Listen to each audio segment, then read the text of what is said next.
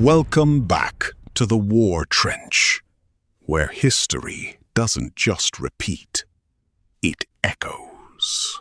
It is 7:30 in the evening, May 16th, 1943, at a Royal Air Force base in Lincolnshire, England, a place called RAF Scampton. 133 young men sit down together for a meal. 2 eggs. Bacon tea. The canteen staff noticed something unusual tonight. Every man has been given 2 eggs, not 1. That never happens. Some of the kitchen workers exchange glances. They know these men are flying out, and 2 eggs means this is no ordinary mission. Some of the airmen know it too. Some quietly pull letters from their breast pockets, letters already written. Letters to mothers, to wives, to children who won't understand for years what their fathers did tonight. Some give instructions for their personal affairs to be put in order. They eat. They don't speak much.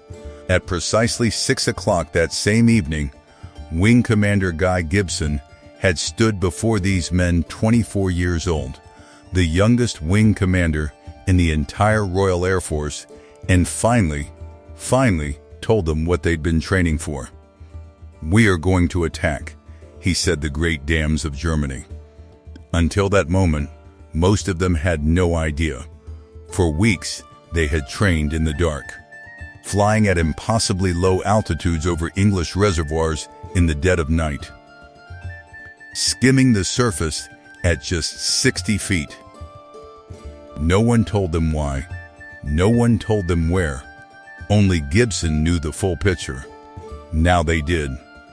And now they ate their 2 eggs. To understand why this mission mattered, why this single night would echo through the rest of the war, you have to understand what the Ruhr Valley meant to Adolf Hitler's war machine. The Ruhr, the industrial heart of Nazi Germany. Stretching across western Germany, this region was saturated with coal mines, steel foundries, munitions factories, and chemical plants.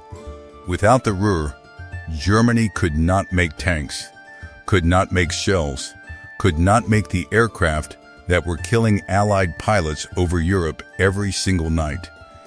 And the Ruhr ran on water. 3 massive dams held back the lifeblood of this entire region, the Möhne, the Eder, and the Sorpe.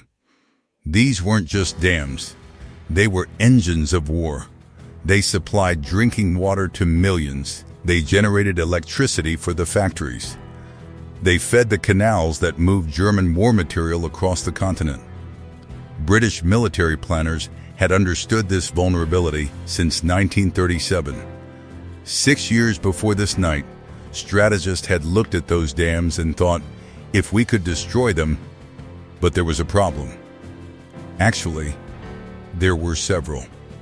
The dams were enormous. The Möhne alone was 40 meters high and 650 meters long, a wall of masonry so thick that conventional bombs simply bounced off or exploded uselessly against the surface. Germany knew this, which is why torpedo nets hung beneath the water to stop underwater attacks, which is why anti-aircraft guns bristled along every approach, which is why, for years, the dams seemed untouchable, until one man sitting in his garden with a bathtub full of water and a bag of marbles had an idea. His name was Barnes Wallis. Barnes Wallis was the assistant chief designer at Vickers Armstrong, a quiet, brilliant, almost obsessively methodical engineer. And in 1942, watching marbles skip across water in his backyard, he conceived of something that defied conventional logic. What if the bomb didn't go into the water? What if it skipped across it? His insight was precise and extraordinary. A cylindrical bomb, dropped from exactly the right height at exactly the right speed, with backspin rotating at exactly 500 RPM, would bounce across the surface of the reservoir, skipping like a stone until it reached the dam wall. Then it would sink. And at a depth of 30 feet, a hydrostatic fuse would detonate 9,000 pounds of high explosive directly against the base of the dam. The pressure wave at that depth, Wallis calculated, would be catastrophic. Unstoppable, he called the weapon upkeep. The press would later call it something far more memorable, the bouncing bomb. The weapon was visionary, but a weapon alone wins nothing. Someone had to fly it there. In late March 1943, just 8 weeks before the raid, a brand new squadron was quietly assembled at RAF Scampton. It had no formal name at first.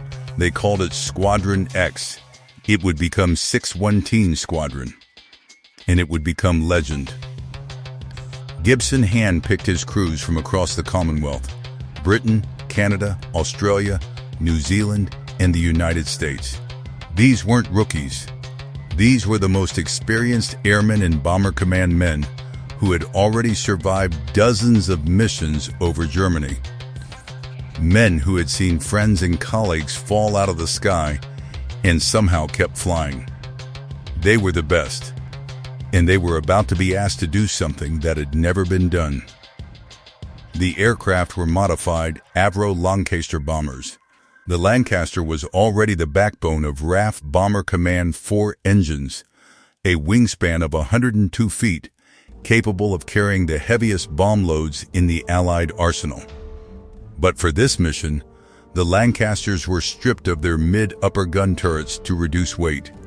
Their bomb bays were cut open and specially fitted with the cylindrical upkeep mine. External motors were installed to spin the weapon up to speed before release. Gibson later called his own aircraft, loaded with its strange, bulging belly, a pregnant duck.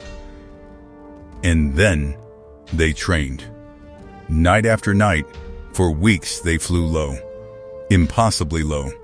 60 feet above English reservoirs, in total darkness, at 240 miles per hour.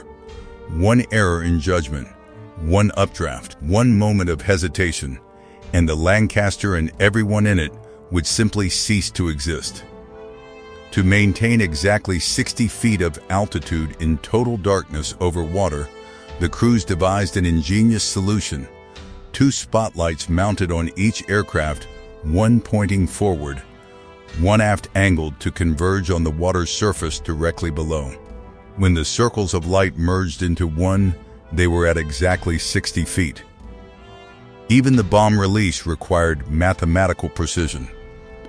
To hit the dam at the correct distance, bombardiers used a triangular wooden sight, a piece of equipment so simple it was almost laughable. It had peepholes at each end. When the towers on either side of the Möhne Dam aligned with the sight's arms, they released the bomb. Not a single man in the squadron, except Gibson, knew what they were training for until the day of the raid itself. 28 p.m. May 16, 1943. The sun has almost set. The sky over Lincolnshire glows amber at the horizon. The first of 3 waves of Lancaster bombers begins to roll down the runway at RAF Scampton. 3 aircraft abreast, each carrying 9,000 pounds of spinning explosive beneath its belly, each barely clearing the perimeter hedge at the end of the field as they claw into the darkening sky. 19 aircraft in total. 133 men. They fly low desperately, dangerously low across the North Sea to avoid German radar. They cross the Dutch coast at rooftop height. Power lines snap against fuselages. One aircraft, already lost on the outward journey, flies into an electricity pylon. Crew gone. No warning, no time. The routes are deliberately split different paths to confuse the Germans, to make them think the raid is far larger than it is. The night is bright, with a full moon, and the moonlight turns the patchwork German countryside silver and black below them. Inside the cockpits, there is no room for fear. There is only airspeed, altitude, navigation, the constant, terrifying arithmetic of survival at 60 feet. Gibson's wave reaches the Möhne Dam first, and nothing could have fully prepared them for what they see. The Möhne Reservoir stretches before them in the moonlight, enormous, still, beautiful almost. The dam wall looms at the far end, massive and gray, flanked by towers. And along those towers, along the surrounding hills, the first flickers of anti-aircraft fire begin to blink awake. The Germans know they're here. Gibson leads the first run himself. He comes in low, following the valley, engines screaming. Flak bursts around him, orange and white blooms in the darkness. He levels at 60 feet. The spotlight circles merge. The bombardier lines up the wooden sight on the towers. Release, the bomb hits the water. Bounces, once, twice, 3 times. Strikes the dam wall. Sinks, a massive column of water erupts into the night sky 200 feet high. But the dam holds. Gibson calls in the next aircraft. Then the next. One by one his crews make their runs through the flak. One Lancaster takes a direct hit and explodes above the reservoir in a ball of fire. The crew never had a chance. But the bombs keep bouncing. The dam keeps shuddering. And then on the 5th attack, Flight Lieutenant Dave Shannon completes his run. The bomb strikes, sinks, and the Möhne Dam, a structure that had stood since 1913, a wall of masonry 40 meters high and 650 meters long, simply disintegrates. A wall of water 30 feet high comes roaring down the Möhne Valley. From the air, Gibson and his surviving crews circle above and watch, stunned into silence, as the torrent tears through villages, factories, bridges, and farmland below. In the moonlight, the water glitters as it spreads. There is no celebrating. Not yet. They still have work to do. Gibson leads his remaining aircraft fuel running low, nerves shredded to the Eder Dam. The approaches are terrifying. The dam sits in a steep valley. The Lancasters have to dive steeply, avoid a castle on a promontory, level at 60 feet, release, then immediately climb hard to avoid the hills on the other side. 3 attempts, 3 bouncing bombs. The Eder Dam breaks too. Back in England, at Bomber Command headquarters, Air Marshal Arthur Harris stands in the operations room as the signals come in. Goner, code word for a breach. First one. Then the second. And Barnes Wallis, the quiet engineer who had spent years being dismissed and doubted, breaks down completely. He buries his face in his hands and weeps, not from triumph. From relief so overwhelming it has no other outlet. But back over Germany, not every aircraft is coming home. Of the 19 Lancasters that left RAF Scampton 8 do not return. 53 men are dead. 3 are taken prisoner. In a single night, 617 Squadron has lost nearly 40% of its aircrew. Some are lost on the outward journey to flak, to power lines, to the brutal arithmetic of flying at 60 feet in the dark. Some are lost coming home, weaving through a Germany now fully awake and furious. One aircraft, damaged and losing altitude, dives into the ground just miles from the English coast. Among the dead are men from every part of the Commonwealth, from small towns in Saskatchewan and Queensland and Auckland and Yorkshire. Young men, most of them in their early 20s, who had eaten their 2 eggs a few hours ago and quietly written their last letters. When the surviving aircraft land back at Scampton in the early morning hours of May 17th, those who are left gather on the tarmac in the growing dawn light. They count the empty hardstands. They count the names. Gibson walks among them. He is 24 years old, and he looks, by all accounts, 10 years older than he did yesterday. Barnes Wallis, when the full casualty figures reach him, is devastated. For me, he will later write, the subsequent success was almost completely blotted out by the sense of loss of those wonderful young lives. His wife's diary entry from that night says everything. Poor Barnes woke at 6 feeling absolutely awful he'd killed so many people. The man who bounced marbles in his garden.